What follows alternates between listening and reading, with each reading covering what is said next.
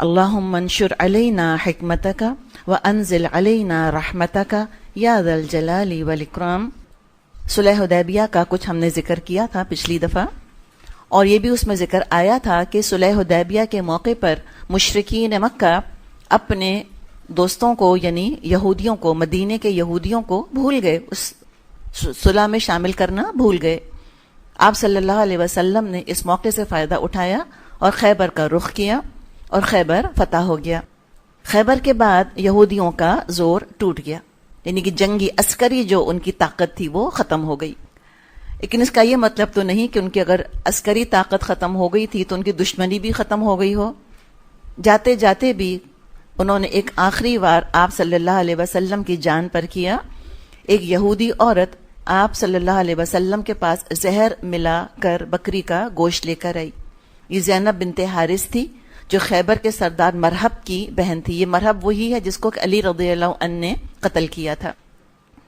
رسول اللہ صلی اللہ علیہ وسلم کے ساتھ بشر بن برا رضی اللہ عنہ بھی تھے، وہ اس زہر کو کھا کر مر گئے، ان کا انتقال ہو گیا۔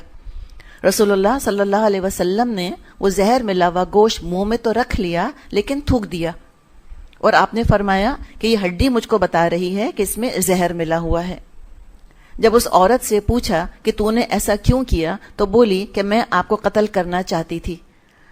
رسول اللہ صلی اللہ علیہ وسلم نے فرمایا اللہ تجھ کو اتنی طاقت دینے والا نہیں ہے۔ علی رضی اللہ عنہ نے فرمایا ہم اس کو قتل کر دیں؟ آپ نے فرمایا نہیں، اس لیے کہ آپ نے اپنی ذات کے لیے تو انتقام کبھی لیا ہی نہیں، لیکن اس زہر کا اثر اپنے گلے میں آپ آخری وقت تک پاتے رہے۔ سوچیں کتنا پوٹنٹ وہ زہر ہوگا۔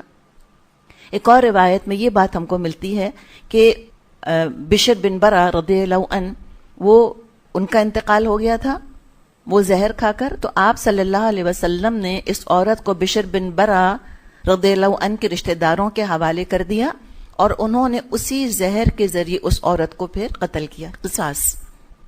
خیبر سے واپس آئے تو مہاجرین حبشہ واپس آ چکے تھے، اور ان مہاجرین حبشہ میں جعفر رضی اللہ عنہ بھی تھے، آپ کو بے حد محبوب تھے۔ یہ جعفر کون ہے؟ علی رضی اللہ عنہ کے بھائی۔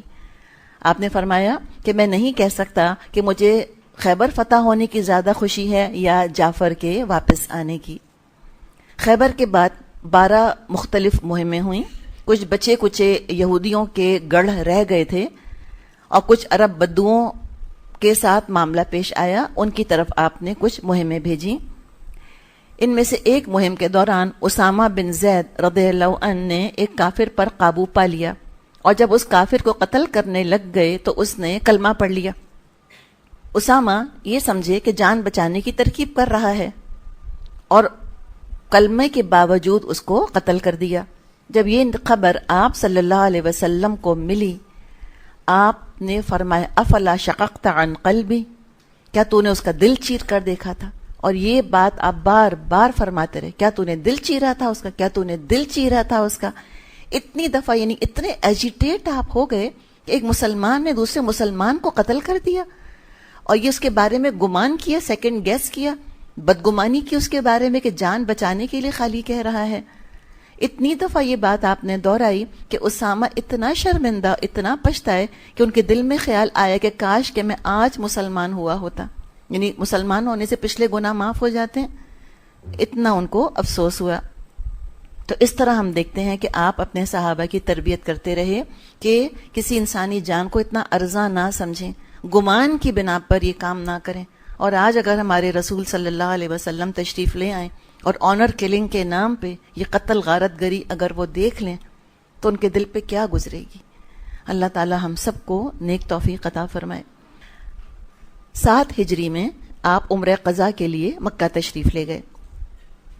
شک میں یاد ہے نا آپ کو، ایک شک یہ بھی تھی صلح حدیبیہ کی کہ اس سال مسلمان واپس چلے جائیں اور اگلے سال واپس آئیں، تو حسب وعدہ مشرکوں نے مکہ شہر خالی کر دیا، اور قویقیان، مشکل سا نام ہے، قویقیان، پہاڑ پر جا کر بیٹھ گئے، اور آپس میں اپنے دل کو تسلیاں دینے کے لیے کہنے لگ گئے کہ یہ مسلمان آئے تو ہیں عمرہ کرنے، لیکن یثرب، مدینہ نہیں کہتے تھے، پرانے نام سے یاد کرتے تھے کہ یثرب کی آب و ہوا نے اور یثرب کے بخار نے ان کو کمزور کر دیا ہے، توڑ ڈالا ہے۔ ہم کہتے ہیں نا کسیانی بلی کھمبا نوچے۔ آپ صلی اللہ علیہ وسلم تک یہ بات پہنچ گئی تو رسول اللہ نے صحابہ کو حکم دیا کہ طواف کے پہلے 3 چکروں میں رمل کریں، کندھے ہلا کر اکڑ کر چلیں، جو کہ مرد کرتے ہیں، سیدھا کندھا کھولتے ہیں، اور جو پہلے 3 چکر ہوتے ہیں اس میں ذرا اکڑ کر چلنا ہوتا ہے. بس رکن یمانی اور حجر اسود کے بیچ میں جو حصہ ہے وہاں نارمل چال چل رہے تھے صحابہ رضی اللہ عنہم، اس لیے کہ وہاں کفار ان کو دیکھ نہیں سکتے تھے. بعد میں عمر رضی اللہ عنہ نے چاہا کہ اس چیز کو ختم کر دیا جائے. انہوں نے کہا کہ ہمیں تو اب کفار کا کوئی ڈر نہیں رہا، لیکن فرمایا کہ نہیں، آپ صلی اللہ علیہ وسلم کی سنت میں سے کسی چیز کو میں ختم تو نہیں کر سکتا. تو وہ چیز الحمدللہ آج تک باقی ہے. مکے میں نبی اکرم صلی اللہ علیہ وسلم نے 3 دن قیام کیا. عباس جو آپ صلی اللہ علیہ وسلم کے چچا تھے، انہوں نے نبی اکرم صلی اللہ علیہ وسلم کو میمونہ رضی اللہ عنہا کا رشتہ دیا.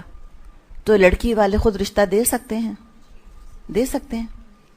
اس قدر مشکل سے لڑکیوں کی امائیں سر ہلا رہی ہیں.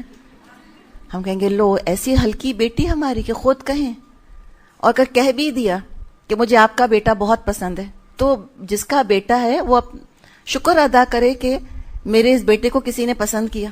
ہر ماں سمجھتی ہے کہ چاند کا ٹکڑا ہی اتر کر آیا ہے شہزادہ میرا. اگر کسی ماں نے اس قابل سمجھا ہمارے بیٹے کو کہ وہ خود کہہ رہی ہیں کہ ہم آپ کو اپنی بیٹی دینا چاہتے ہیں، کتنا بڑا آنر ہے لڑکے والوں کے لیے.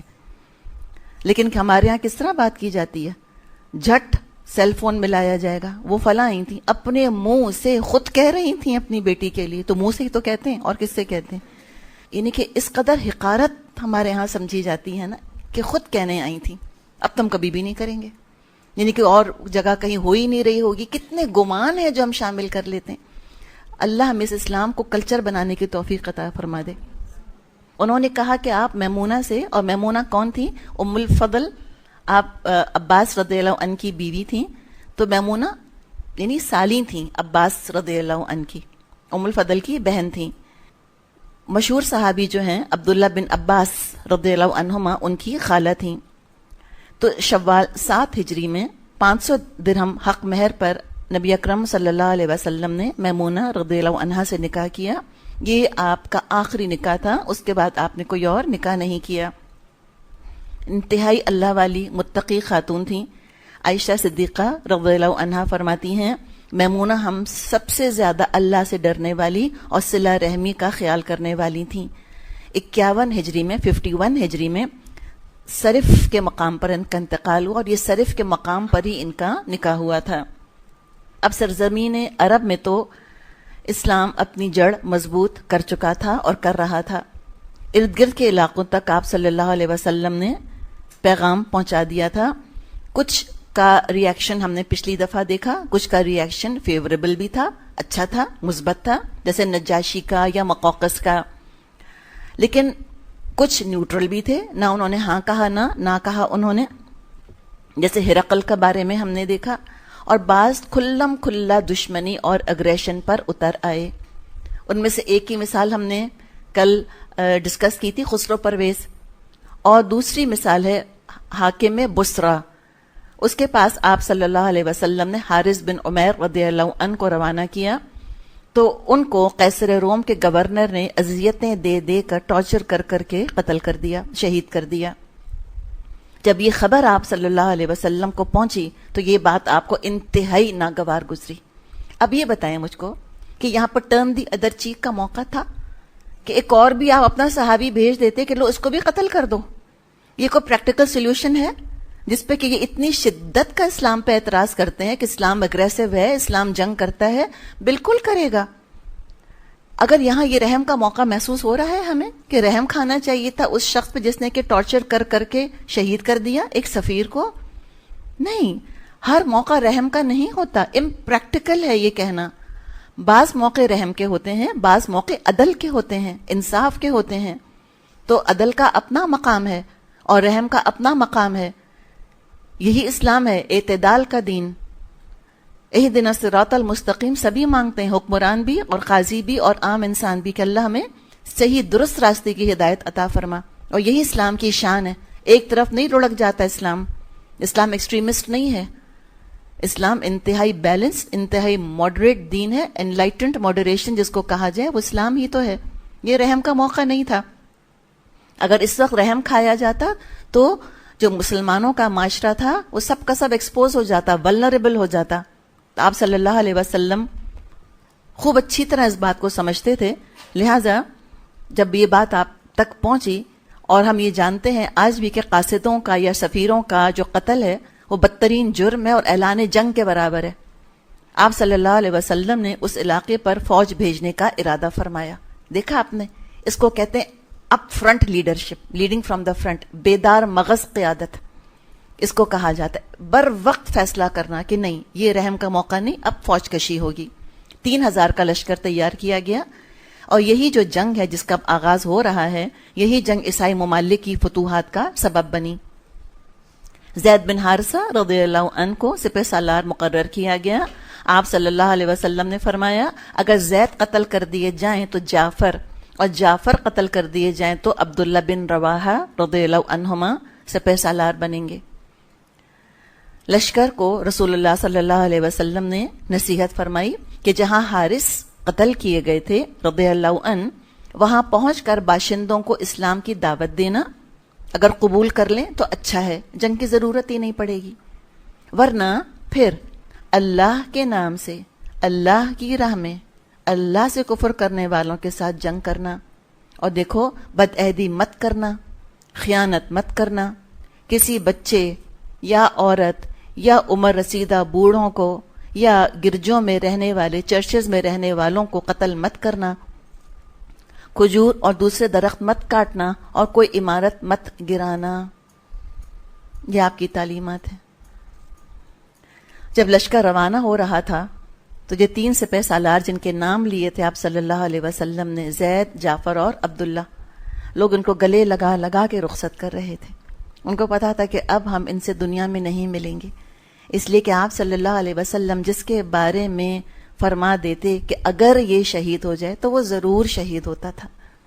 عبداللہ بن رواحہ رضی اللہ عنہ نے روانہ ہوتے ہوئے اللہ تعالیٰ سے دعا مانگی کہ میں رحمان سے سوال کرتا ہوں مغفرت کا، بھیجا کاٹنے والی تلوار کی ضرب کا، یا کسی نیزے باز کے ہاتھوں آنتوں اور جگر کے پار اتر جانے والے نیزے کا، تاکہ جب لوگ میری قبر پر سے گزریں تو کہیں ہائے وہ غازی جسے اللہ نے ہدایت دی اور جو ہدایت یافتہ رہا. سعد بن ابی وقاص رضی اللہ عنہ جب ایران کی طرف گئے تھے تو انہوں نے ایران کی فوجوں سے، ایران کے سپہ سالار سے خطاب کر کے کہا تھا کہ میرے ساتھ وہ لوگ ہیں جن کو موت اتنی عزیز ہے جتنی کہ تم کو زندگی عزیز ہے. جب لشکر شام کے علاقے میں پہنچا تو جو جاسوس تھے مسلمانوں کے اسپائز، انہوں نے آ کر اطلاع دی کہ ہرقل 1,00,000 رومیوں کا لشکر لے کر آ گیا ہے. مسلمان کتنے تھے؟ 3,000. ہرقل کتنے لا رہا تھا؟ 1,00,000. یہ تو منیمم اماؤنٹ ہے، 1,00,000. کچھ اور روایات میں یہ بات بھی پتہ چلتی ہے کہ مختلف عرب قبائل سے مزید 1,00,000 لوگ جمع ہو گئے تھے. تو منیمم ہم کہیں تو 3,000 کا 1,00,000 سے مقابلہ، اور اگر ہم دوسری روایات کو بھی شامل کر لیں تو 3,000 کے لشکر کا 2,00,000 کے لشکر سے مقابلہ تھا. تو مسلمانوں نے آپس میں مشاورت کری کہ بیسٹ وے فارورڈ کیا ہے، کیا ہمیں کرنا چاہیے. لیکن بالآخر دشمن کا مقابلہ کرنے کا فیصلہ ہوا. اردن جارڈن کے مقام پر موتا ایک جگہ ہے، موتا کے مقام پہ لشکر کی ترتیب ہوئی، اور اس مقام پر مسلمانوں کا رومی لشکر سے ٹکراؤ ہوا. عجیب و غریب جنگ آپ دیکھیں، ٹوٹلی آؤٹ نمبرڈ، 3,000 اور 1,00,000 یا 3,000 اور 2,00,000. ایسی عجیب و غریب جنگ تو دنیا نے کبھی پہلے دیکھی نہ ہوگی. لیکن ایمان والے بہرحال ایمان والے ہوتے ہیں، اللہ کے بھروسے پر بہت کچھ کر جاتے ہیں. سب سے پہلے زید بن حارثہ جو کہ سپہ سالار تھے رضی اللہ عنہ، انہوں نے جھنڈا اٹھایا، لڑتے رہے یہاں تک کہ نیزوں میں گتھ گئے. کبھی پنز لگائے ہم نے آٹے وغیرہ کے اندر، ادھر سے ادھر نکل جاتے، اتنے نیزے کے لگتا تھا جیسے گتھ گئے ہیں نیزوں کے اندر. اور اسی طرح انہوں نے شہادت پائی. پھر رسول اللہ صلی اللہ علیہ وسلم کی ہدایت کے مطابق جعفر رضی اللہ عنہ نے جھنڈا اٹھایا. جب لڑائی شدت کو پہنچ گئی اپنے گھوڑے سے کود پڑے. دشمن کے حملے سے سیدھا ہاتھ کٹ گیا جس میں جھنڈا تھا، الٹے ہاتھ سے جھنڈا پکڑ لیا، وہ بھی کٹ گیا. تو جو بازو باقی رہ گئے تھے ان کے بیچ میں جھنڈے کو سینے سے لگا کر وہ موجود رہے، یہاں تک ایک رومی نے ایسی تلوار ماری کہ ان کے 2 ٹکڑے ہو گئے، دونوں بازو کٹ گئے تھے. تو اللہ تعالیٰ نے جنت میں 2 بازوؤں کی جگہ 2 ان کو پر دیے ہوئے ہیں، جہاں چاہتے ہیں اڑتے پھرتے ہیں، اسی لیے ان کا لقب طیار ہے۔ طائر کہتے ہیں نا پرندے کو، طیر، تو 2 بازوؤں کی جگہ 2 پر ہیں۔ اللہ تعالیٰ ہماری ان سے ملاقات کرے۔ اللہ نے وعدہ کیا ہے نا کہ جو من یطع اللہ و رسول، جو اللہ اور اس کے رسول کی اطاعت کرے گا تو کیا ہوگا، کس کے ساتھ ہوگا، من النبیین والصدیقین والشہداء والصالحین وحسن اولئک رفیقا۔ بخاری میں ابن عمر رضی اللہ عنہما کا بیان ہے کہ جس دن جعفر شہید ہوئے تو لڑائی کے بعد ان کی لاش کے پاس وہ کھڑے تھے، نیزے اور تلوار کے 50 زخم تھے۔ چھری سے ہمارا اتنا ہاتھ کٹ جاتا ہے، ہم چھری پھینک کے انگلی پکڑ کر کھڑی ہو جاتی ہیں کہ اللہ مجھ سے کام نہیں ہو رہا، خون نکل رہا ہے، پٹی باندھو، یہ لگاؤ، یہ کرو، اس قدر ہم پریشان ہو جاتے ہیں۔ یہ چھری کا زخم نہیں، نیزے تلوار کے 1 اور 2 نہیں، 50، اور سب کے سب آگے کی طرف تھے۔ پیٹھ نہیں پھیری تھی انہوں نے کہ پیٹھ کی طرف کوئی بھی زخم ہوتا۔ عبداللہ بن رواحہ رضی اللہ عنہ نے پرچم اٹھایا، وہ بھی شہید ہوئے، وہ تو دعا مانگ کر ہی نکلے تھے، اور یہ شاعر بھی تھے عبداللہ بن رواحہ۔ بعد میں صحابہ نے مشاورت کر کے اور اپنے باہمی فیصلے سے خالد بن ولید رضی اللہ عنہ کو منتخب کیا، انہوں نے قیادت سنبھالی۔ انس رضی اللہ عنہ سے روایت ہے، رسول اللہ صلی اللہ علیہ وسلم نے 3 سپہ سالاروں کی شہادت کی خبر لوگوں کو سنائی، اور انہی بائی لینڈ ابھی وہ خبر پہنچی نہیں تھی نارمل ذرائع سے، اللہ نے وحی کے ذریعے خبر دے دی کہ 3 شہید ہو گئے۔ آپ نے فرمایا پہلے زید نے جھنڈا سنبھالا، شہید ہو گئے، پھر جعفر نے لے لیا، وہ شہید ہوئے، پھر عبداللہ بن رواحہ نے، اور وہ شہید ہوئے۔ آپ فرماتے جاتے تھے اور آپ کی آنکھوں سے آنسو جاری تھے۔ پھر فرمایا اخذ الرایۃ سیف من سیوف اللہ حتی فتح اللہ علیہم، پھر اللہ کی تلواروں میں سے ایک تلوار نے جھنڈا سنبھالا اور اللہ نے اس کے ہاتھ پر فتح دی۔ تو سیف اللہ یہ خالد بن ولید کا لقب ہے۔ خالد بن ولید اپنے بارے میں کہا کرتے تھے کہ میں کبھی بھی میدان جنگ میں شہید نہیں ہوں گا۔ کیسے پتا چلا تھا؟ کہتے تھے کہ میں اللہ کی تلوار ہوں، اور اللہ کی تلوار مغلوب نہیں ہوتی۔ میدان میں شہید ہونا دنیاوی طور پہ تو ایک طرح کی مغلوبیت ہے نا، کہ قتل ہو گئے۔ خالد بن ولید فرماتے ہیں کہ موتا میں میرے ہاتھ سے 9 تلواریں ٹوٹی۔ کتنی شدت کی جنگ کی ہوگی۔ پھر وہ چھری کی مثال لے، ہم نے کبھی کچھ اتنا نہیں کاٹا ہوگا کہ ہمارے ہاتھ سے چھریاں ٹوٹ جائیں، کاٹتے کاٹتے کاٹتے کاٹتے۔ تلواریں 9 تلواریں ان کے ہاتھ سے ٹوٹیں، آخر میں بس ایک چھوٹی سی تلوار رہ گئی تھی جو کہ نہیں ٹوٹی۔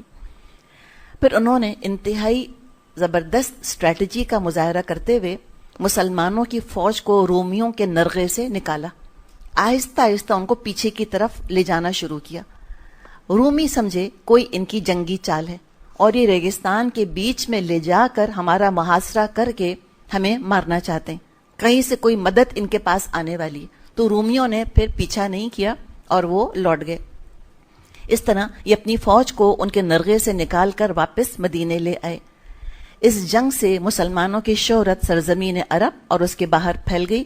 عرب سمجھتے تھے کہ رومیوں سے ٹکر لینا خودکشی کے برابر ہے۔ رومن لیجنز مشہور ہیں ہسٹری کے اندر، اپنے وقت کے سپر پاور تھے، اور 3000 کی چھوٹی سی فوج کا 2 لاکھ کے لشکر سے ٹکر لینا اور صرف 14 جانوں کے نقصان کے ساتھ لوٹ آنا، یہ کوئی معمولی بات نہیں تھی، انکریڈیبل، حیرت انگیز بات تھی۔ اس جنگ کے بعد بہت سے قبائل جو اب تک اسلام دشمنی پر اڑے ہوئے تھے مسلمان ہو گئے۔ رسول اللہ صلی اللہ علیہ وسلم نے فرمایا ان کو رومیوں سے ڈر ہے، رومن سے۔ نسل بعد نسل، جنریشن آفٹر جنریشن وہ مسلمانوں کی مخالفت کرتے رہیں گے یہاں تک کہ قیامت قریب آ جائے۔ اور یہ رومنز شکست کھانے کے بعد بہت تیزی کے ساتھ ریکور بھی ہوتے ہیں، اپنا حال درست کر لیتے ہیں۔ یہ جو آج ویسٹرن سویلائزیشن ہے، یہ دراصل رومیوں کی تہذیب ہی کے نقش قدم پر ہے، اور ہم دیکھ رہے ہیں کہ آج تک مسلمانوں سے جنگوں کا سلسلہ جاری ہے۔ موتا میں جعفر رضی اللہ عنہ کی شہادت ہوئی۔ ایک شخص نے آ کر آپ صلی اللہ علیہ وسلم سے کہا، یا رسول اللہ صلی اللہ علیہ وسلم، جعفر کی عورتیں چلا چلا کر رو رہی ہیں، اور اسلام میں اس طرح بین کرنا منع ہے۔ آپ نے فرمایا ان کو منع کر۔ دوبارہ آ کر کہنے لگا وہ نہیں مانتی۔ رسول اللہ نے پھر منع کرنے کو کہا، پھر آ کر کہنے لگا عورتوں نے عاجز کر دیا، نہیں مانتی۔ آپ نے فرمایا ان کے منہ پر مٹی ڈال دے، یعنی اتنی سخت آپ کو ناگواری ہوئی کہ کیوں بین کر رہی ہیں، کیوں اتنا چیخ چیخ کر رو رہی ہیں. رونے پر پابندی نہیں ہے، لیکن بہت چیخنا، ماتم کا انداز اختیار کرنا، اس پر شدت کی پابندی ہے. صلح حدیبیہ کو 2 سال گزرے تھے کہ شعبان 8 ہجری میں قریش کا ایک حلیف قبیلہ تھا، بنو بکر. اس نے مسلمانوں کے ایک حلیف قبیلے بنو خزاعہ پر حملہ کر دیا. اب یہ کیا ہوا؟ یہ صلح حدیبیہ کی کھلم کھلا خلاف ورزی ہے. قریش نے سمجھے کہ اپنے حلیف کی جو مدد کری تو صلح حدیبیہ انہوں نے توڑ دی. ابو سفیان کو پتا چلا اس چیز کا. یہ صورتحال ابو سفیان کے لیے بہت پریشان کن تھی. اب اگر ہم مکے کا اس وقت حال دیکھیں تو جو مکے کے بڑے بڑے سردار تھے، ابو جہل تھا، امیہ بن خلف تھا، ابو لہب، یہ تو سب مر چکے تھے. اور جو ان کے بڑے بڑے سپہ سالار تھے، اکرمہ، خالد بن ولید، عمر بن عاص رضی اللہ عنہم، یہ بڑے بڑے جنرل بقول ان کے ڈیفیکٹ کر چکے تھے. وہ تو سب مدینے آ کر آپ صلی اللہ علیہ وسلم کے ہاتھ پر اسلام قبول کر چکے تھے. تو وہ جو مکے والوں کی شان و شوکت تھی اور جو ان کا روب اور دبدبا تھا اور فوجی ان کی طاقت تھی، اس میں تو کوئی دمخم بالکل رہا ہی نہ تھا کہ ابو سفیان اب یہ فیصلہ کرتے کہ اچھا ٹھیک ہے ہم بھی جنگ کر لیتے ہیں. وہ تو صلح ہی چاہ رہے تھے. اور خود ابو سفیان کے بارے میں بھی یہ بات ہم کو پتہ چلتی ہے کہ پچھلے والے لوگوں کی وہ لیڈرشپ کوالٹی ان میں نہیں تھی. تو نہ لیڈر ایسے رہے، نہ فالوورز پچھلی قسم کے رہے تھے.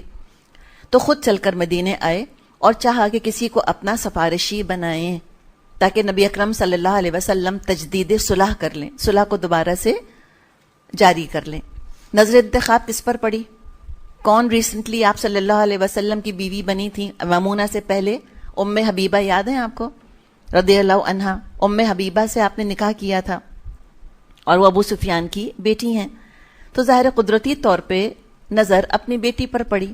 15-16 سال کے بعد بیٹی باپ سے مل رہی ہے، لیکن یہ صرف 15-16 سال نہیں ہے، صدیوں کا فاصلہ ہے بیچ میں. عقائد کا، نظریات کا فرق ہو چکا ہے، شرک اور توحید کا فرق واقع ہو چکا ہے. ام حبیبہ کے گھر گئے، بستر پر بیٹھنا چاہا، ام حبیبہ نے بستر لپیٹ دیا. اب یہ مکے کے سردار حیران پریشان کھڑے ہیں. بیٹی سے پوچھا، بیٹی میں اس بستر کے قابل نہیں یا بستر میرے قابل نہیں؟ تو بیٹی نے جواب دی کہ رسول اللہ صلی اللہ علیہ وسلم کا بستر ہے اور آپ مشرک ہیں. یہ آپ دیکھیں، یہ اس کو کہتے ہیں ہجرت. ہم کتنا ڈرتے ہیں ہجرت کے نام سے. ہم کہتے ہیں کچھ چھوڑنا پڑے گا اسلام لانے کے لیے، کچھ چھوڑنا پڑے گا. ہجرت تو نام ہی کچھ چھوڑنے کا ہے، بغیر چھوڑے ہجرت ہوتی کیسے ہے؟ اس کے بعد جب بیٹی کا رویہ یہ دیکھا تو کیا آگے بات کرتے؟ بات ہی کچھ نہیں کی. عمر رضی اللہ عنہ کے پاس گئے، وہاں سے مایوس ہو گئے. پھر علی اور فاطمہ رضی اللہ عنہما کے پاس آئے. حسن رضی اللہ عنہ چھوٹے سے بچے تھے، گھٹنوں چل رہے تھے. کہا کہ اس کے ذریعے ہم کو پناہ دلوا دو. انہوں نے انکار کر دیا، مایوس ہو کر واپس مکہ لوٹ گئے. رمضان 8 ہجری میں نبی اکرم صلی اللہ علیہ وسلم نے مکے کا ارادہ کیا اور اللہ تعالیٰ سے دعا کی کہ اے اللہ جاسوسوں اور خبروں کو قریش تک پہنچنے سے روک دے. کس خبر کو؟ کہ نبی اکرم صلی اللہ علیہ وسلم مکے کی طرف فوج لے کے جا رہے ہیں. آپ یہ نہیں چاہتے تھے کہ قریش کو پتہ چل جائے اور وہ لشکر تیار کر لیں اور حرم کے اندر خون خرابہ ہو. آپ چاہتے تھے کہ پرامن طریقے سے مکہ فتح ہو جائے. سرپرائز اٹیک آپ کرنا چاہ رہے تھے. 10 رمضان 8 ہجری کو مدینے چھوڑ کر آپ نے مکے کا رخ کیا. جوفہ کے مقام پر رسول اللہ صلی اللہ علیہ وسلم کے چچا عباس رضی اللہ عنہ اپنے خاندان سمیت مسلمان ہو کر مدینے کی طرف آ رہے تھے. آپ صلی اللہ علیہ وسلم کے ساتھ 10,000 کا لشکر تھا. مرہ ظہران پر قیام کیا اور لوگوں سے کہا کہ جس سے ہو سکے وہ اپنی آنکھ روشن کرے. مکے والے اب تک بے خبر تھے. ابو سفیان کو پتہ ہی نہیں تھا کہ کیا ہو رہا ہے. ابو سفیان اپنے 2 ساتھیوں کے ساتھ کسی بلند مقام پر کھڑے تھے. انہوں نے دیکھا کہ اتنے سارے الاؤ روشن ہیں تو کہا یہ تو عرفات جیسا معلوم ہو رہا ہے، لیکن اتنی بڑی تعداد میں لوگ یہاں نظر آ رہے ہیں، ایسا لشکر تو کبھی دیکھا ہی نہیں گیا. شاید بنو خزاعہ آ گئے. ان کو یہ خیال آیا کہ بنو بکر نے جن کے ساتھ خلاف ورزی کی تھی، بنو خزاعہ مسلمانوں کے حلیف تھے، کہا کہ شاید بنو خزاعہ آ گئے ہیں جنگ کرنے کے لیے. عباس رضی اللہ عنہ قریب ہی موجود تھے. کہا یہ رسول اللہ ہیں لوگوں سمیت. اس وقت عباس رضی اللہ عنہ نے ابو سفیان سے کہا کہ تم میرے خچر پر بیٹھ جاؤ، اور وہ خچر کس کا تھا؟ نبی اکرم صلی اللہ علیہ وسلم کا۔ میں تم کو امان دیتا ہوں ورنہ تو یہ تم کو مار ڈالیں گے۔ در ابو سفیان ان کا تو خون کرنا چاہتے ہی ہوں گے مسلمان۔ عباس رضی اللہ عنہ فرماتے ہیں، اور یہ رحیق المختوم سے آپ کو کچھ پڑھ کے سنایا جا رہا ہے، عباس رضی اللہ عنہ پر کہتے ہیں کہ میں ابو سفیان کو لے کر چلا، جب کسی الاؤ سمجھتے ہیں وہ جو آگ جل رہی ہوتی ہے، اس کے پاس سے گزرتا تو لوگ کہتے کون ہے، مگر جب دیکھتے کہ رسول اللہ صلی اللہ علیہ وسلم کا خچر ہے اور میں اس پر سوار ہوں تو کہتے کہ رسول اللہ صلی اللہ علیہ وسلم کے چچا ہیں اور آپ کے خچر پر ہیں۔ خچر سمجھتے؟ میول۔ یہاں تک کہ میں عمر بن خطاب رضی اللہ عنہ کے الاؤ کے پاس سے گزرا، انہوں نے کہا کون ہے، اور اٹھ کر میری طرف آئے۔ جب پیچھے ابو سفیان کو دیکھا تو کہنے لگے ابو سفیان، اللہ کا دشمن، اللہ کی ہم کہ اس نے بغیر عہد و پیمان کے تجھے ہمارے قابو میں دے دیا۔ اس کے بعد وہ نکل کر رسول اللہ صلی اللہ علیہ وسلم کی طرف دوڑے اور میں نے بھی خچر کو ایڑ لگائی۔ میں آگے بڑھ گیا اور خچر سے کود کے رسول اللہ کے پاس جا گھسا۔ اتنے میں عمر بن خطاب بھی گھس آئے اور بولے اللہ کے رسول، یہ ابو سفیان ہیں، مجھ کو اجازت دیجیے میں ان کی گردن مار دوں۔ میں نے کہا اے اللہ کے رسول، میں نے ان کو پناہ دی ہے۔ پھر میں نے رسول اللہ صلی اللہ علیہ وسلم کے پاس بیٹھ کر آپ کا سر پکڑ لیا۔ کر سکتے تھے، چچا تھے نا، تو ظاہر ان کو اتنا تو تھا کہ بھتیجے کا سر پکڑ لیں، اور کہا اللہ کی قسم آج رات میرے سوا کوئی اور آپ سے سرگوشی نہ کرے گا۔ جب ابو سفیان کے بارے میں عمر رضی اللہ عنہ نے بار بار کہا تو میں نے کہا عمر ٹھہر جاؤ، اللہ کی قسم یہ بنی عدی بن کعب کا آدمی ہوتا تو تم ایسی بات نہ کہتے۔ یعنی کس چیز کا تانا دیا؟ قبائلی عصبیت کا، کہ عمر تمہارے قبیلے کا ہوتا تم کبھی قتل نہ کرتے۔ تو عمر ٹھہر گئے۔ کہا عباس ٹھہر جاؤ، اللہ کی قسم تمہارا اسلام لانا میرے نزدیک خطاب کے اسلام لانے سے، اگر وہ اسلام لاتے، زیادہ پسندیدہ ہے۔ خطاب کون؟ عمر رضی اللہ عنہ کے والد۔ کہتے ہیں اپنے والد سے زیادہ مجھ کو کیا پسند ہے کہ عباس آپ ایمان لے آئیں، آپ اسلام لے آئے ہیں، اور اس کی وجہ میرے لیے صرف یہ ہے کہ رسول اللہ صلی اللہ علیہ وسلم کے نزدیک آپ کا اسلام لانا خطاب کے اسلام لانے سے زیادہ پسندیدہ ہے۔ ایسے پسند ناپسند کو اللہ کے رسول کے انہوں نے تابع کر لیا تھا۔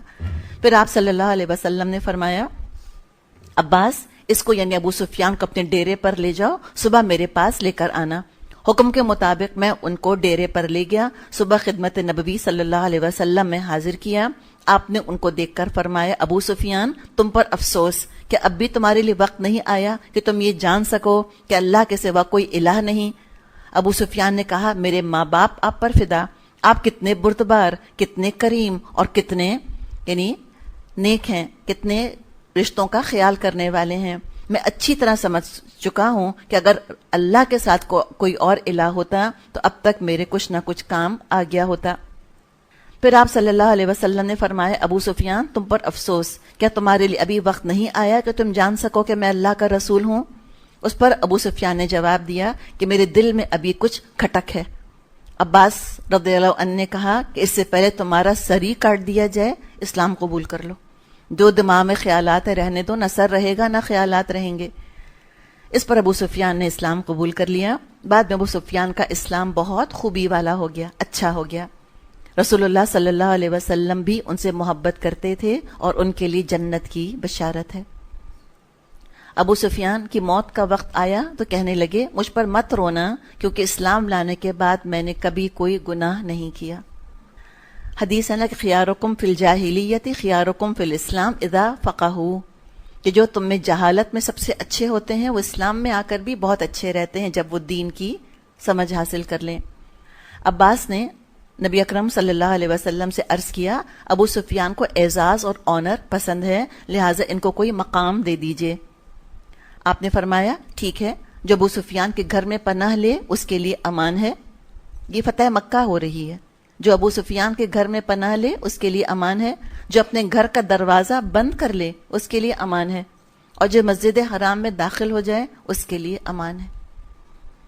اب مختلف قبیلے اپنے جھنڈے لے کر مکہ کی طرف روانہ تھے۔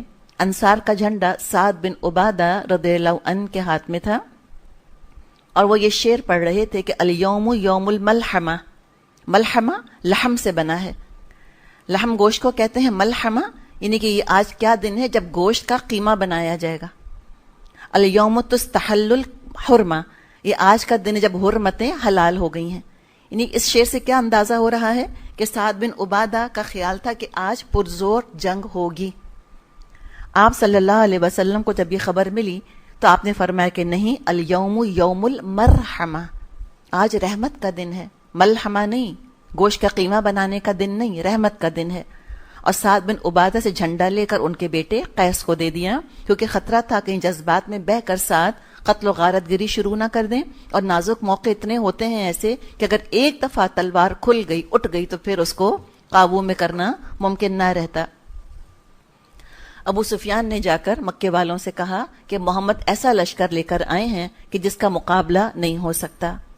پھر رسول اللہ صلی اللہ علیہ وسلم کی دیوی امان بیان کی کہ جو اپنے گھر کا دروازہ بند کر لے محفوظ، جو حرم میں چلا جائے مسجد حرام میں وہ محفوظ، جو میرے گھر کے اندر آ جائے وہ محفوظ. لوگ فوراً اپنے گھروں میں اور مسجد حرام میں گھس گئے، لیکن چند لوگ اکرمہ، صفان بن امیہ اور سہیل بن عمر کے ساتھ مل کر لڑنے کی تیاری کرنے لگ گئے. کچھ جوشیلے جوان تھے، کہا کہ نہیں ہم تو جنگ کریں گے. مرہ زہران سے آپ روانہ ہوئے، ذی طویٰ کے مقام پر پہنچے. خالد بن ولید کو ایک دستہ دیا کہ وہ مکے کے نیچے والے حصے سے مکے میں داخل ہوں اور راستے میں کوئی مشرک ملے تو اس کا خاتمہ کر دیا جائے. ایک مقام پر خالد بن ولید کی جھڑپ مشرکوں کے گروپ سے ہوئی اور 12 مشرک مارے گئے. نبی اکرم صلی اللہ علیہ وسلم خدا کے مقام سے جو یعنی مکے میں جو بلندی کی جانب ہے، یعنی بلندی کی طرف سے پھر آپ مکے میں داخل ہوئے. تواضع کا معاملہ یہ تھا کہ سر آپ کا ایسا جھکا ہوا تھا کہ اونٹنی کے جو بال ہوتے ہیں گردن کے، اس سے آپ کی پیشانی تقریباً مل رہی تھی. اسامہ بن زید کو آپ نے پیچھے بٹھایا ہوا تھا. سعد بلال اور عثمان بن طلحہ آپ کے ساتھ تھے. عثمان بن طلحہ یہ وہ ہیں کہ ان کے خاندان میں شروع سے خانہ کعبہ کی چابی تھی. آپ نے اس چابی کو منگوایا، خانہ کعبہ کا دروازہ کھولا اور چابی ان کے پاس رکھ دی اور فرمایا یہ اب تیرے ہی خاندان میں رہے گی. اور آج تک خانہ کعبہ کی چابی عثمان بن طلحہ ہی کے خاندان میں ہے، انہی کے پاس اس کی چابی موجود ہے. بیت اللہ کے گرد اور اس کی چھت پر ملا کر تقریباً 360 بت تھے. رسول اللہ صلی اللہ علیہ وسلم کے ہاتھ میں ایک کمان تھی، اسی کمان سے بتوں کو گراتے جا رہے تھے اور آپ کہتے جاتے تھے کہ جاء الحق وزہق الباطل ان الباطل کان زہوقا، کہ حق آ گیا، باطل مٹ گیا، اور باطل تو ہے ہی مٹ جانے کے لیے. آپ کی ٹھوکر سے بت چہروں کے بل گرتے جاتے تھے. یہ انسان ہوتے ہیں نا جو بتوں کو اتنا عظیم بناتے ہیں. اصل کام اور محنت طلب اور صبر آزما کام کیا ہے کہ انسانوں کے دلوں کا تزکیہ کیا جائے. یزکیہم، ایک دفعہ دلوں سے بتوں کی عظمت کو مٹا دیں، اس کے بعد بتوں کو گرانا کوئی مسئلہ نہیں. یہ کام جو اس وقت آپ صلی اللہ علیہ وسلم نے کیا، آپ نے اگر 20 سال پہلے کیا ہوتا تو مکے میں خون کی ندیاں بہہ جاتی، لوگ ایسے اپنے بتوں کا دفاع کرنے کے لیے کھڑے ہو جاتے. لیکن آج جب دلوں سے ہی عظمت ختم ہو گئی تو بتوں کا گرنا کوئی بڑی بات نہیں رہی. تو آج میرا اور آپ کا کام بھی یہ ہے کہ ہم شرک کی حقیقت لوگوں پر واضح کریں، دلوں سے شرک کو پاک کریں. اس کے بعد اگر یہ مزاروں وغیرہ کا کوئی معاملہ کیا جائے گا تو کچھ مشکل نہ لگے گا. سب لوگوں کو سمجھ آ جائے گی کہ قبریں ہمیں کچھ نہیں دے سکتی، ہم قبروں کو سجدہ نہ کریں. تو بات یہ ہے کہ لوگوں کے اندر بدی کی خواہش نہ رہے، اس سے لوگ نجات پالیں. اور چند لوگ اگر ایسے رہ بھی جائیں جن کے اندر شرک یا بت پرستی یا بدی کی خواہش رہ جائے، تو اسلام ایسا نظام بنائے کہ ایسے لوگوں کو موقع ہی نہ ملے کہ وہ اپنی اس برائی پر عمل کر سکیں. تو واقعی عقیدہ درست کرنا یہ بنیادی کام ہے، یہی صبر آزما کام ہے. اور حقیقت ہے کہ اسلام میں کوئی شارٹ کٹ تو ہے نہیں، جہاد ہی جہاد ہے. نہ دنیاوی غلبہ اور نہ آخرت کے حصول کے لیے ہم کوئی شارٹ کٹ اختیار کر سکتے ہیں. آپ صلی اللہ علیہ وسلم نے خانہ کعبہ کھلوایا، اندر داخل ہوئے. جب آپ اندر داخل ہوئے تو اندر جو تصویریں تھیں ان میں ابراہیم علیہ السلام اور اسماعیل علیہ السلام کی مورتیاں بھی موجود تھیں اور ان کے ہاتھوں میں فال گیری کے تیر تھمائے ہوئے تھے. آپ نے فرمایا اللہ مشرکین کو تباہ کرے، اللہ کی قسم ان پیغمبروں نے کبھی فال کے تیر استعمال نہیں کیے. لکڑی کی بنی ہوئی کبوتری بھی وہاں رکھی ہوئی تھی، اس کو آپ نے اپنے ہاتھوں سے توڑا اور آپ نے حکم دیا کہ تصویریں مٹا دی جائیں. آپ نے بیت اللہ کے اندر نماز پڑھی اور آپ نے مختلف گوشوں میں تکبیر وغیرہ بیان کی اور دروازہ پھر آپ نے کھولا اور پھر جو خانہ کعبہ کا دروازہ ہے اس پر آپ آ کر کھڑے ہوئے. وہ تھوڑا بلند ہے، ہم نے دیکھا ہوگا، اور دونوں بازوؤں سے آپ نے اس کی چوکھٹوں کو ایک طرح سے تھام لیا. اب لوگ سوچیں ذرا، یہ کون ہے جنہوں نے کتنا تنگ کیا آپ صلی اللہ علیہ وسلم کو، مکے میں رہنے نہیں دیا. اب یہ اپنی زندگیوں کے فیصلوں کے منتظر کھڑے ہیں. آپ صلی اللہ علیہ وسلم نے فرمایا لا الہ الا اللہ، اللہ کے سوا کوئی معبود نہیں، وحدہ لا شریک لہ، وہ تنہا ہے، کوئی اس کا شریک نہیں. انجز وعدہ، اس نے اپنا وعدہ سچ کیا. ونصر عبدہ، اور اپنے بندے کی مدد کی. وہزم الاحزاب وحدہ، اور اس نے سارے گروہوں کو تنہا شکست دے دی. پھر آپ نے فرمایا اے قریش کے لوگوں، اللہ نے تم سے جاہلیت کا تکبر اور ماں باپ پر فخر کا خاتمہ کر دیا. سب انسان آدم سے ہیں اور آدم مٹی سے بنے تھے. اور پھر آپ نے یہ آیت تلاوت فرمائی یا ایھا الناس انا خلقناکم من ذکر وانثی وجعلناکم شعوبا وقبائل لتعارفوا ان اکرمکم عند اللہ اتقاکم ان اللہ علیم خبیر. سورہ حجرات کی آیت ہے کہ اے انسانوں، ہم نے تم کو ایک مرد ایک عورت سے بنایا اور ہم نے تم کو قبیلے اور خاندان بنا دیے. کیوں؟ تاکہ تم پہچانو ایک دوسرے کو. سب سے زیادہ عزت والا اللہ کے نزدیک تم میں سے وہ ہے جو سب سے زیادہ تقوی والا ہے، اور اللہ سب کچھ جانتا اور علم والا اور باخبر ہے. پھر فرمایا تمہارا کیا خیال ہے میں تمہارے ساتھ کیسا سلوک کرنے والا ہوں؟ لوگوں نے گڑ گڑا کر عاجزی کے ساتھ پلیٹ کرنا شروع کیا.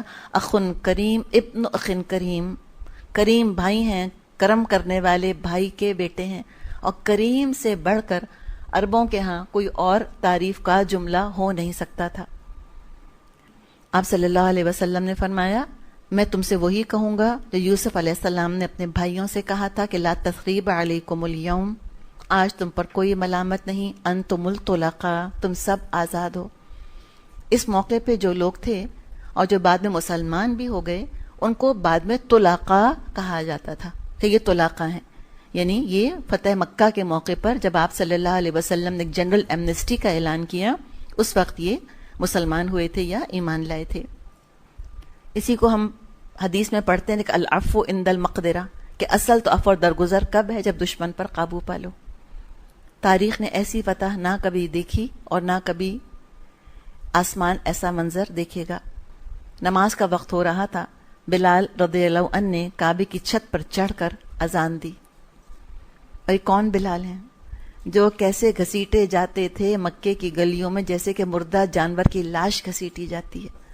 ایک وہ وقت کمزوری کا، مظلومی کا، اور ایک یہ وقت کہ خانہ کعبہ کی چھت پہ کھڑے ہیں اور اذان دے رہے ہیں اور شین بول نہیں سکتے تھے، اشہد ان لا الہ کہتے تھے.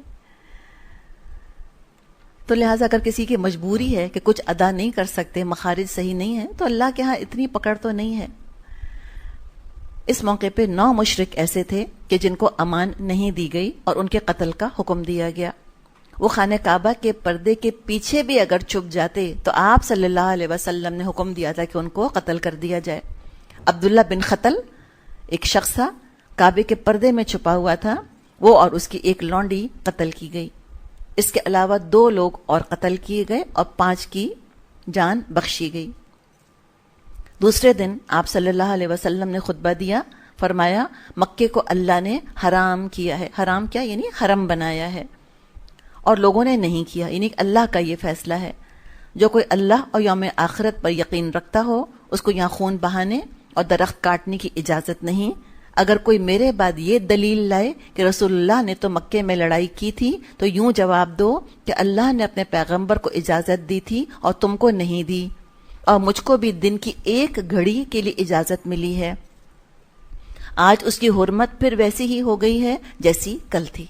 یعنی کہ اللہ کی خاص اجازت تھی کہ اتنے عرصے کے لیے آپ یہاں جنگ کر سکتے ہیں، اس لیے کہ بہرحال عرب کو تو شرک سے پاک کرنا تھا. وہ ایکسیپشنل صورتحال تھی. اکرمہ واجب القتل ٹھہرائے گئے تھے، مکہ چھوڑ کر چلے گئے. صفوان بن امیہ ان کو بھی اپنی جان کا خطرہ لاحق تھا۔ عمیر بن وہب رضی اللہ عنہ نے نبی اکرم صلی اللہ علیہ وسلم سے ان کے لیے امان حاصل کی اور صفوان کو ڈھونڈنے نکلے۔ یہ صفوان کا واقعہ ہے۔ وہ یمن جانے کے لیے سمندری سفر کی تیاری کر رہے تھے۔ جب عمیر نے کہا کہ چلو تمہارے لیے میں نے امان لے لی ہے، تم چلو نبی اکرم صلی اللہ علیہ وسلم کے پاس، تو صفوان نے کہا کہ محمد مجھ کو کیسے معاف کریں گے؟ یعنی کہ وہ تو ایک میجر وار کرمنل تھے، جنگی مجرم تھے صفوان۔ عمیر نے کہا معاف کر دیں گے۔ کہا ھذا احلم الناس و اکرم الناس و اجود الناس و خیر الناس، انسانوں میں سب سے بڑھ کر حلیم ہے، سب سے بڑھ کر کریم ہے، سب سے بڑھ کر عطا کرنے والے ہیں، سب سے بہترین انسان ہیں۔ صفوان آئے اور رسول اللہ صلی اللہ علیہ وسلم سے 2 مہینے کی مہلت مانگی۔ آپ نے 4 مہینے کی ان کو مہلت دے دی۔ اکرمہ کا معاملہ یہ ہوا کہ جس کشتی میں وہ سوار ہو کر مکہ چھوڑ کر جا رہے تھے، وہ کشتی طوفان میں گر گئی۔ جب کشتی طوفان میں گری، لوگوں نے اللہ کو پکارنا شروع کیا، سب لات منات عزا کو بھول گئے۔ اکرمہ نے کہا کہ یہی تو وہ چیز ہے جس کی طرف محمد ہم کو بلا رہے ہیں۔ تو ایمان الحمدللہ ان کے دل میں آیا اور وہ آ کر پھر مسلمان ہوئے۔ حنین کے بعد صفوان جو ہیں وہ بھی مسلمان ہو گئے۔ جب آپ صلی اللہ علیہ وسلم نے 4 مہینے کی مہلت دی تھی، لیکن 4 مہینے سے کم کے عرصے ہی میں صفوان نے بھی اسلام قبول کر لیا۔ ہند کا معاملہ، ہند بھی تو تھی نا، کون تھی یہ؟ جس نے کہ حمزہ رضی اللہ عنہ کو شہید کروایا تھا وحشی کے ذریعے، اور پھر کلیجہ چبانے کی کوشش کی تھی۔ آپ دیکھیں کیسی عورتیں ہوتی تھیں وہ۔ اب ظاہر خوفزدہ تھی، جو حمزہ رضی اللہ عنہ کی لاش کا مسئلہ کیا تھا، ناک کاٹ لی تھی، کان کاٹ لیے تھے، اس کا ہار بنا کر پہن لیا تھا، گلے کے اندر کلیجہ کاٹ کے چیر کے نکال لیا تھا اور کھانے کی کوشش کر رہی تھی، تو ظاہر ہے بہت ڈری ہوئی تھی کہ کہیں اس کو اب سزا نہ دی جائے، تو بھیس بدل کر آئی۔ عمر رضی اللہ عنہ بھی اس وقت وہاں پر موجود تھے۔ رسول اللہ صلی اللہ علیہ وسلم نے بیعت کے الفاظ کہے جو کہ سورہ ممتحنہ میں آتے ہیں، آیت نمبر 12 میں۔ جب آپ نے فرمایا کہ چوری نہ کرو گی، تو بول اٹھی، بھید سارا کھل گیا۔ کہنے لگی کہ ابو سفیان کنجوس آدمی ہے، اگر میں اس کے مال میں سے کچھ لے لوں تو آپ نے جواب دیا کہ ہاں ضرورت کا لے سکتی ہو۔ پھر رسول اللہ صلی اللہ علیہ وسلم نے فرمایا کہ تو ہند ہے؟ بولی ہاں اللہ کے نبی، جو ہو چکا اس کو معاف فرما دیں۔ پھر آپ نے یعنی بیعت کے الفاظ آگے بیان فرمایا کہ زنا نہ کرو گی۔ اس پر بولی بھلا آزاد عورت بھی زنا کرتی ہے؟ یہ جاہلی عرب معاشرے کی عورت ہے، ان کو بھی اندازہ تھا کہ آزاد عورتیں اپنی مرضی سے زنا نہیں کر سکتی، غیر فطری چیز ہے بالکل۔ پھر آپ نے فرمایا اپنی اولاد کو قتل نہیں کرو گی، تو ہند ہی تھی نا۔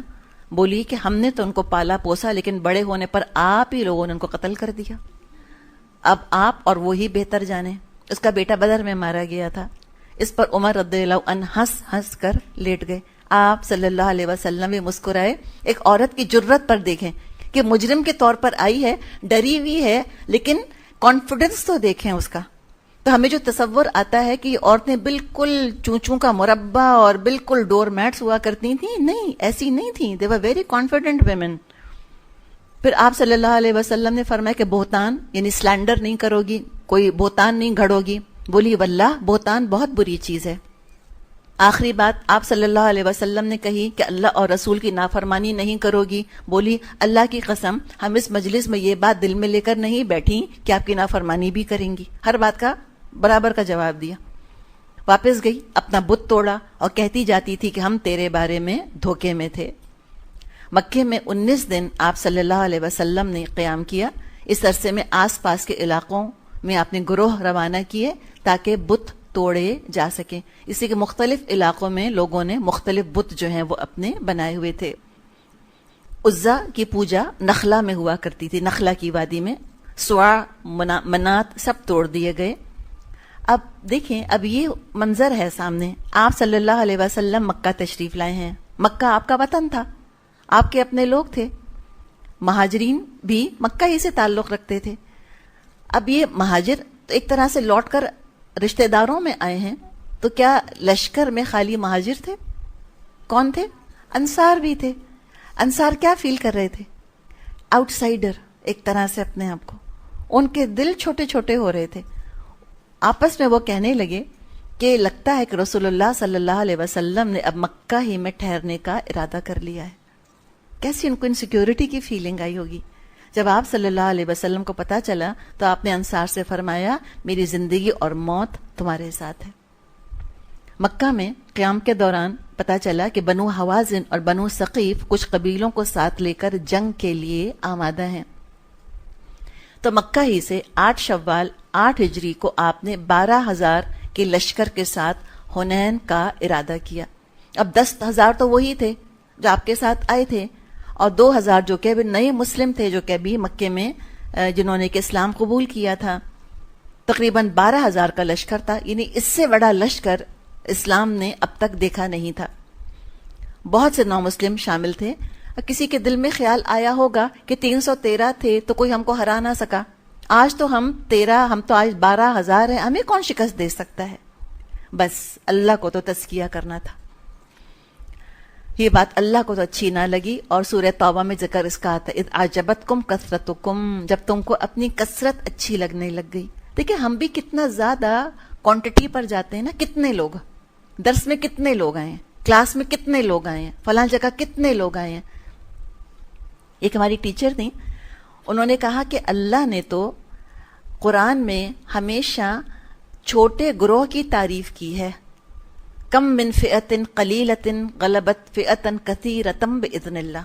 اللہ نے ہمیشہ چھوٹے گروہ کی تعریف کی ہے. کم تعداد سے کیا ہوتا ہے؟ کوالٹی اصل چیز ہے.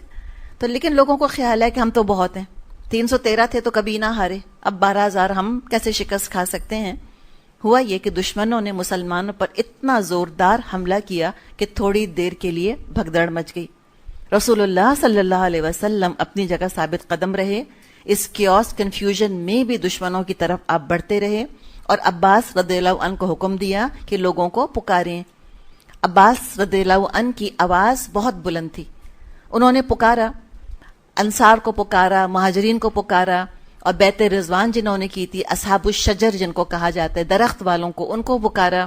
رفتہ رفتہ لوگ واپس آئے اور جمع ہو گئے اور جم کر لڑائی کی اور فتح حاصل ہوئی. کثیر تعداد میں مال غنیمت مسلمانوں کو حاصل ہوا. مکے میں جو لوگ نئے نئے مسلمان ہوئے تھے ان کا دل جیتنے کے لیے آپ صلی اللہ علیہ وسلم نے کھلے ہاتھ سے ان پر تقسیم کیا. یہ صفوان جن کا بھی ہم ذکر پڑھ رہے ہیں، جنہوں نے 4 مہینے کی جن کو مہلت ملی تھی، آپ صلی اللہ علیہ وسلم کے ساتھ کہیں بلند مقام پر کھڑے تھے اور نیچے وادی بھری ہوئی تھی جانوروں سے، اونٹ، بکریاں، سب چیزیں. آپ صلی اللہ علیہ وسلم نے صفوان سے کہا تجھ کو یہ منظر اچھا لگ رہا ہے؟ اس نے کہا ہاں. آپ نے کہا یہ سب جانور تیرے. یہ سخاوت. تو انہوں نے کہا کہ یہ تو ایسے نوازتے ہیں لوگوں کو کہ لگتا ہے کہ ان کو تو غربت کا کبھی کوئی خوف ہے ہی نہیں، اتنا دیتے ہیں. تو اگر ہم بھی اسلام پھیلانا چاہتے ہیں، ہم کو اپنی مٹھی کھولنی ہوگی، ہمیں خرچ کرنا ہوگا. رشتہ داروں کی طرف سے ہم بعض دفعہ پریشان ہوتے ہیں کہ اب لوگ مخالفت کر رہے ہیں، میں نے یہ اور یہ تبدیلی اپنے اندر پیدا کر لی ہے. ہاتھ کھول کر تحفے دیں، کھانے پر بلائیں، خرچ کریں ان کے اوپر اللہ کی خاطر. اس لیے نہیں کہ آج ہم ان کے ہاں دے رہے ہیں تو کل ہی ہمارے ہاں بھی کیک لے کر آئیں گے. نہیں، ہمیں اللہ سے سودا کرنا ہے. اللہ تعالیٰ نے فرمایا ہے نا کہ ان اللہ اشتری من المؤمنین انفسهم واموالهم بان لهم الجنہ. اللہ نے تو خرید لی ہیں مومنوں سے ان کے مال اور ان کی جانیں، اس لیے اس کے بدلے جنت ہے. تو خالصتاً اللہ کے لیے. بند مٹھیوں کے ساتھ اسلام نہیں پھیلے گا. ڈونیٹ کریں، دیں مدرسوں کو، جو کہ جہاں پر ضرورت ہے اور جہاں لوگوں کو علاج کی ضرورت ہے، کسی کو فی اپنے بچوں کی دینی ہے، اللہ کے نام پر دیں. پھر آپ دیکھیں دل کیسے نرم ہوتے ہیں انشاءاللہ. تو یوں کھلے ہاتھ سے آپ نے ان کو دیا.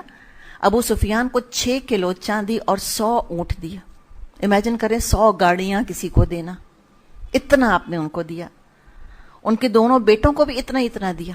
ہم ہوتے تو کہتے بھائی بیٹوں کو اسی میں سے دے دینا.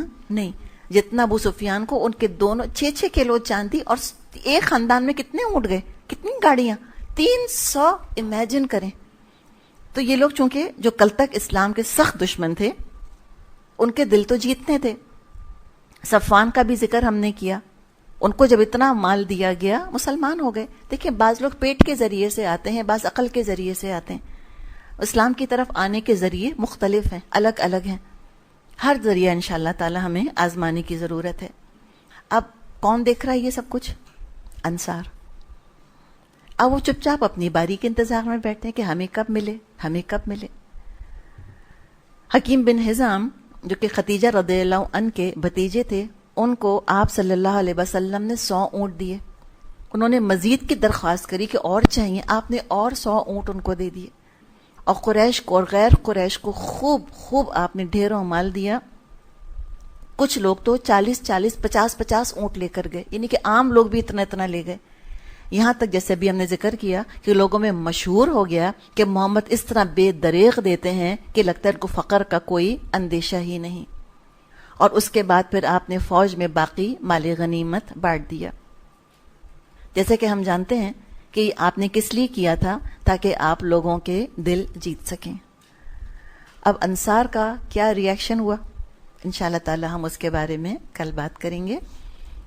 وآخر دعوانا ان الحمد للہ رب العالمین. سبحانک اللہم و بحمدک نشہد ان لا الہ الا انت نستغفرک و نتوب الیک. السلام علیکم ورحمۃ اللہ وبرکاتہ.